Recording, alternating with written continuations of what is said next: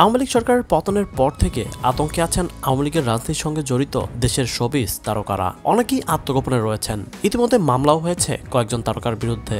ঢাকায় সিনেমার নায়িকা মাহিয়া মাহিও এমন মামলায় আতঙ্ক রয়েছেন বলে জানিয়েছে তার ঘনিষ্ঠরা।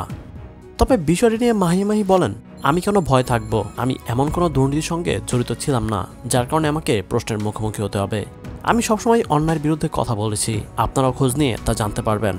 মাহিয়া মাহি আরও বলেন, কিছুদিন আগে আমি দেশের বাইরে গিয়েছিলাম, আপনারা জেনেছেন। বিমানবন্দরের নিরাপত্তা কর্মীরাই ডিজিএফআই, এনএসআই সহ বিভিন্ন গোয়েন্দা সংস্থা আমার রিপোর্ট ভালোভাবে চেক করেছেন। এরপরেই তারা আমাকে দেশের বাইরে যাওয়ার অনুমতি দিয়েছেন। এখন আমার নামে যদি কোনো বাজে রিপোর্ট থাকতো, তাহলে তারা কি আমাকে দেশের বাইরে যেতে অনুমতি দিত? অবশ্যই না। ব্যক্তি মানুষ হিসেবে আমি একটি দলকে সাপোর্ট করতেই পারি, তবে সেই দলের হয়ে কোনো অপরাধের সঙ্গে জড়িত ছিলাম কিনা সেটাও দেখার বিষয়। আমি এতটুকু বলতে পারি, আমি কোনো অপরাধের সঙ্গে জড়িত ছিলাম না এবং এখনও নেই।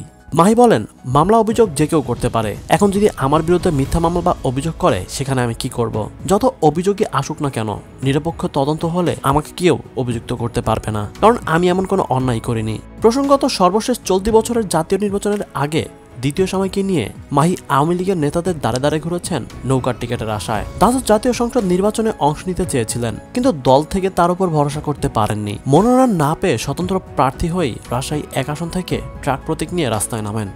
সেখানে নৌকার প্রার্থীর কাছে ভরাডুবি হয়ে নির্বাচনে হেরে জামানত হারান এই অভিনেত্রী। তবু আওয়ামী লীগের হয়ে কাজ করেন মাঠে। এদিকে নির্বাচনে হেরে যাওয়ার প্রভাব পড়ে তার সংসার জীবনে। বিচ্ছেদ ঘটে তার দ্বিতীয় সংসারেও। ব্যক্তি জীবনেও মাহিয়া মাহি এখন একা।